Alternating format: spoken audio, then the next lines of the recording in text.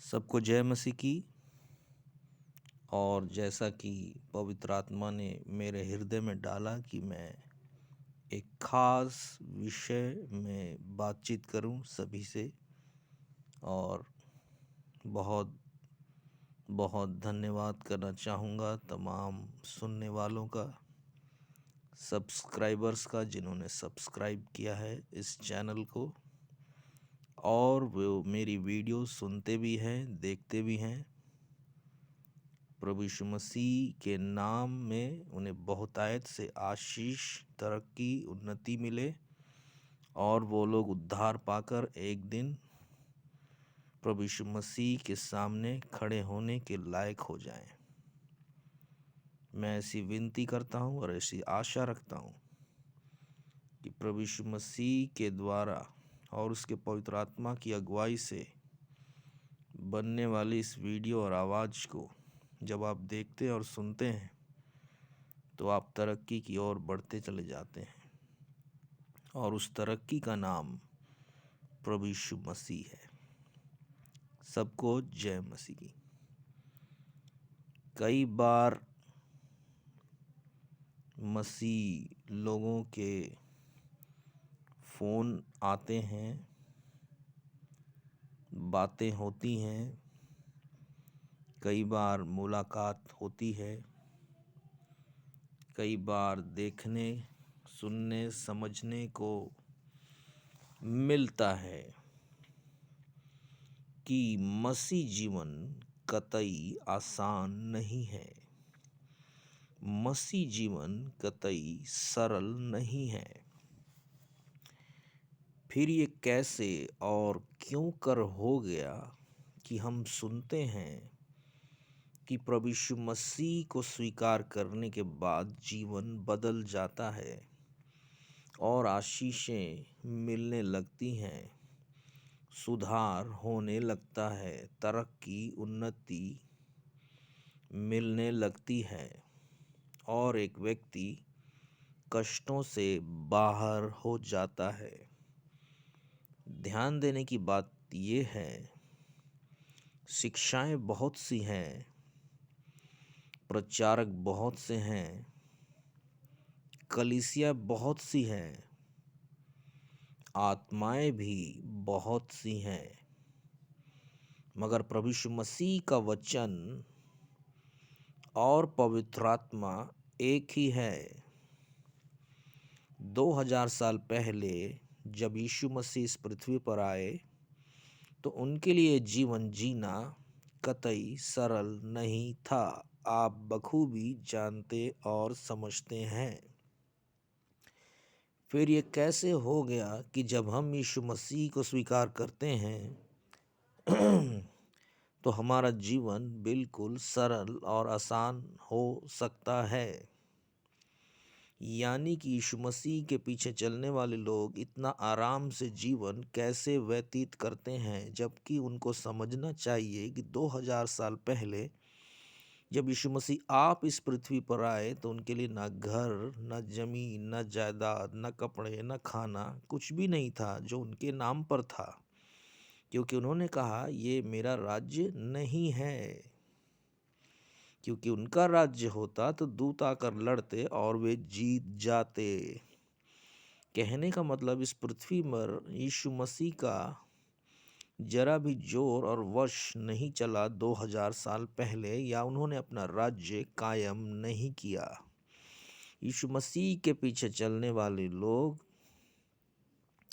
किस कदर धोखे की शिक्षा से पीड़ित हैं कि यीशु मसीह को स्वीकार करने के बाद हमारे कष्टों का निवारण होता चला जाएगा। देखिए, इस पृथ्वी में अमीर लोग भी हैं, गरीब लोग भी हैं। किसी गरीब को अमीर बनाने का जुआ प्रभु यीशु मसीह ने नहीं उठाया है। प्रभु यीशु मसीह को स्वीकार करना या उसके पीछे चलना, हमारा मकसद सिर्फ एक ही है और वो है उद्धार पाना। पहले उसके राज्य की खोज करना अवश्य है और इसी दौरान प्रभु का अनुग्रह होता है और हम तमाम चीज़ों को प्राप्त करते हैं, पर इसका मतलब धनी बनना बिल्कुल भी नहीं है। पहले तुम उसके राज्य और धर्म की खोज करो तो बाकी सब चीज़ें भी तुम्हें आप मिल जाएंगी। कहने का मतलब है कि जब हम यीशु मसीह में मन लगाकर उसके पीछे ध्यानपूर्वक चलते हैं, पवित्र जीवन बिताते हैं, साफ और स्वच्छ रहते हैं, मनों से उन कठोरताओं को और अभिलाषाओं को नष्ट करके यीशु मसीह में समर्पित करके इस शरीर और देह को उसका आज्ञाकारी जब हम बना देते हैं, तो प्रभु यीशु मसीह के अनुग्रह से हम एक सुखद जीवन व्यतीत करते हैं। पर उसका कतई मतलब नहीं है कि हम धनी व्यक्ति बन जाते हैं। धोखे की शिक्षा से बचिए। हालेलुया। जब मैं प्रार्थना कर ही रहा हूँ, ये बातें कर ही रहा हूँ, कई लोगों को पवित्र आत्मा ने टच कर लिया है। हालेलुया। कई लोगों की आंखें खुल गई हैं। यस, प्रभु यीशु मसीह हर उस व्यक्ति के घर जाना चाहते हैं जो गरीब है, जो बीमार है, लाचार है, अपाहिज है, या जो व्यक्ति अमीर है, रईस है। जो भी लोग यीशु मसीह से प्रेम करते हैं, प्रभु यीशु मसीह उन सभी लोगों के परिवार का सदस्य है। पर इसका मतलब कतई नहीं कि हमारा एक दिन मकसद यही है कि हम धनाढ्य बन जाएं या अमीर व्यक्ति बन जाए, समाज में हमारी प्रतिष्ठा होने लगे। हमारा ये मकसद कतई नहीं है। कुल मिलाकर प्रभु यीशु मसीह के पीछे चलना, वचन पर मन लगाना, प्रार्थना करना, साफ सुथरा और स्वच्छ जीवन बिताना, शुद्ध और पवित्रता का आदर करना, एक दिन हमें स्वर्ग जाना है, इस बात को साबित करता है और कुछ नहीं। फिर हम इतनी चिंतित क्यों हैं? हमारे पास सवाल ही सवाल है। हमारी प्रार्थनाएं सुनी नहीं जा रही है, हमारे हालात बदल नहीं रहे हैं। जब तक आप उस मकसद को नहीं समझेंगे कि यीशु मसीह ने अपना प्राण किस लिए दिया, आपको धनी बनाने के लिए बिल्कुल भी नहीं, बल्कि आपको उद्धार देने के लिए और स्वर्ग जाने के लिए है। पर यीशु मसीह के पीछे चलना कतई ये भी नहीं होता है कि आप एक गरीब और भिखारी व्यक्ति बने रहेंगे। पर यीशु मसीह हमारे उन कठिन हालातों पर हमें सिखाते हैं कि कैसे हमें प्रभु यीशु मसीह में विश्वास करते हुए आगे बढ़ना है। और जब हम विश्वास करके आगे बढ़ते हैं तो न अन्न की, न जल की, न धन की, किसी भली वस्तु की घटी होती है। धन्यवाद पिता। सुनने वालों पर पवित्र आत्मा का अनुग्रह होता चला जा रहा है। कई लोगों को पवित्र आत्मा ने छू लिया है। जी हाँ, कई लोगों को पवित्र आत्मा ने छू लिया है। धन्यवाद ईश्वर राजा। हालेलुया पिता। Thank you Jesus. हालेलुया। एक वचन हम पढ़ लेते हैं और मैं विश्वास करता हूँ उसके जरिए आपकी आंखें जो बंद हैं खुल जाएंगी, और जिनकी आंखें खुली हुई हैं वो उस रोशनी को पा जाएंगे। हालेलुया, जिसका नाम यीशु मसीह है। फिलिपियों की पत्री, उसका 4 अध्याय 6 से 7 तक। किसी भी बात की चिंता मत करो, परंतु हर एक बात में तुम्हारे निवेदन का मतलब है रिक्वेस्ट, प्रार्थना यानी प्रेयर, और विनती, गुजारिश के द्वारा धन्यवाद के साथ परमेश्वर के सम्मुख उपस्थित किए जाएं। तब परमेश्वर की शांति जो सारी समझ से परे है, तुम्हारे हृदय और तुम्हारे विचारों को मसीह यीशु में सुरक्षित रखेगी। कहता किसी भी बात की चिंता मत करो।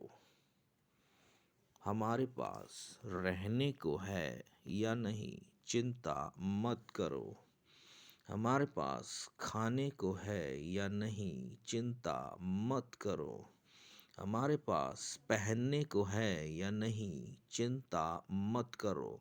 परंतु हर एक बात में तुम्हारे निवेदन, प्रार्थना और विनती के द्वारा धन्यवाद। बहुत से मसीह लोग ये नहीं जानते धन्यवाद की सामर्थ क्या है। आपके घर में अन्न का एक दाना भी ना हो तो भी अपने मुंह से धन्यवाद की स्तुति चढ़ाइए। प्रभु यीशु मसीह आपसे कुछ नहीं चाहता है, केवल धन्यवाद ही सुनना चाहता है। और धन्यवाद जब हम देते हैं तो प्रभु यीशु मसीह की महिमा और बड़ाई और प्रशंसा होती है।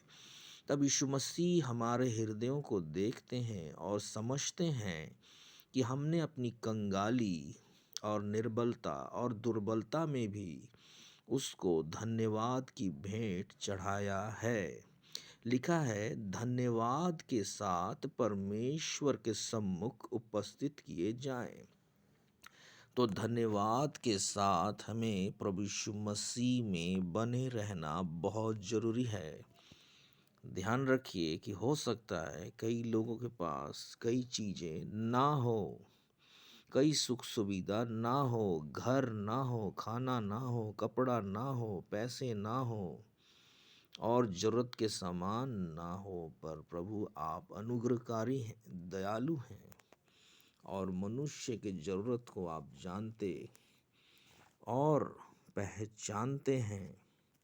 प्रभु आप पर जब आप धन्यवाद कर ही रहे होंगे, ऐसा अनुग्रह करेगा जो आपके समझ और सोच से कहीं अधिक बढ़कर मूल्यवान है।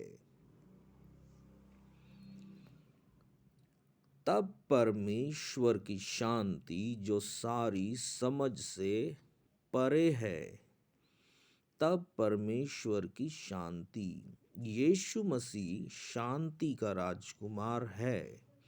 यीशु मसीह शांति का राजकुमार है। यीशु मसीह शांति का राजकुमार है जो सारी समझ से परे है। जी हाँ, यीशु मसीह जो शांति का राजकुमार है, जो शांति देता है, जो सारी समझ सोच से परे है। तुम्हारे हृदयों और तुम्हारे विचारों को मसीह यीशु में सुरक्षित रखेगी। ऐसा कब होगा? जब आप धन्यवाद करेंगे। आप नहीं जानते होंगे कि जब आप अपनी दुर्दशा में प्रभु यीशु मसीह को धन्यवाद करते हैं, तब उसका ऐसा अनुग्रह हम पर, आप पर, सभी पर होता है जो हमारी सोच समझ से बिल्कुल परे है। याद रखिए, जैसा मनुष्य सोचता है वैसा यीशु मसीह बिल्कुल भी नहीं सोचता है, क्योंकि मनुष्य की योजना और परमेश्वर की योजना यानी यीशु मसीह की योजना में आकाश पृथ्वी का अंतर है। जल्दीबाजी में, हड़बड़ी में, इधर उधर की शिक्षाओं में, इधर उधर की बातचीत और सलाह मशवरे से कभी भी गलत राह को ना अपनाएं, बल्कि इंतजार करें, प्रार्थना करें, धन्यवाद करें, निवेदन करें, विनती करें और वो आपकी सुनेगा। जो चाहिए वो आपको देगा, निश्चय वो देगा, क्योंकि वो आप हमारे लिए निर्धन बन गया ताकि हम धनी बन जाएं। मैं फिर कहता हूँ कि प्रभु यीशु मसीह का मकसद हमें धनी बनाना नहीं है, पर हमारी समझ को खोलना है। हालेलुया, धन्यवाद यीशु। जब मैं इन बातों को कर रहा हूँ, कई लोगों को पवित्र आत्मा ने छू लिया है। कई लोगों को ऐसा लगता है कि उनके इर्द गिर्द प्रभु घूम रहे हैं। पवित्र आत्मा कई लोगों को वास्तव में स्पर्श करता चला जा रहा है, क्योंकि जो मैं वचन बोल रहा हूँ पवित्र आत्मा के सिखाए पढ़ाए से ही बोल रहा हूँ। हालेलुया। याद रखिए, ना तो मनुष्य, ना तो पास्टर, ना तो चर्च, ना तो समूह, ना तो झुंड, ना तो प्रधानताएं, और ना बड़ी बड़ी बातें, और ना तरकीबें, और ना कोई ऐसी चीज हमारा साथ जीवन भर दे सकती है। यदि कोई हमारा साथ दे सकता है जीवन भर, इस जीवन के बाद उस जीवन तक जिसे अनंत काल कहते हैं, तो वो सिर्फ और सिर्फ यीशु मसीह है। सब छोड़ जाएंगे, सब कुछ छूट जाएगा। यीशु मसीह अपनी बाहें फैलाकर आपके लिए खड़ा रह जाएगा। हालेलुया।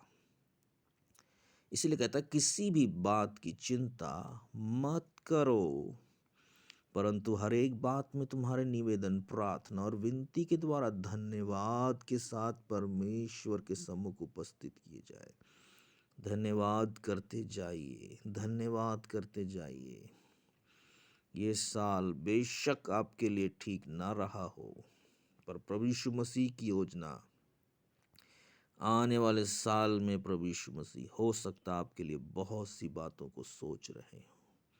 इधर उधर की सांसारिक सलाह मशवरा, कलीसियाओं की बातचीत और कई दासों की बातचीत, और हो सकता है कि भविष्यवक्ता भी इसमें शामिल हो, उन लोगों की बातों में ना कर धन्यवाद करिए। घर में बैठकर दरवाजे को बंद कर कर अपने यीशु मसीह को पुकारिए, धन्यवाद करिए। ज्यों ज्यों आप धन्यवाद करेंगे, निवेदन, प्रार्थना, अर्पण करेंगे, अपने आप को समर्पित करेंगे, वो आपके लिए स्वर्ग में योजनाओं को लिख रहा होगा आपके जीवन और परिवार के लिए। इसलिए मायूस ना हो। एक बार फिर से कहता हूँ, सब रह जाएगा, छूट जाएगा, सब छोड़ जाएंगे, धोखा देंगे। यीशु मसीह अपनी बाहें फैलाकर आपका राह देखता रहेगा, जब तक कि आप उसके करीब ना आ जाए और वो आपको गले से ना लगा ले। धन्यवाद पिता परमेश्वर। मैं विश्वास करता हूँ, आशा और उम्मीद करता हूँ कि बहुतेरे को तूने छू लिया है अपने इस वचन से। सुनने वालों पर अपार कृपा और भलाई अब से लेकर अब तक होती रहे। सारा आदर महिमा आपको देते हैं, यीशु मसीह के नाम से मांगते हैं। आमीन, आमीन, आमीन। सबको जय मसीह की।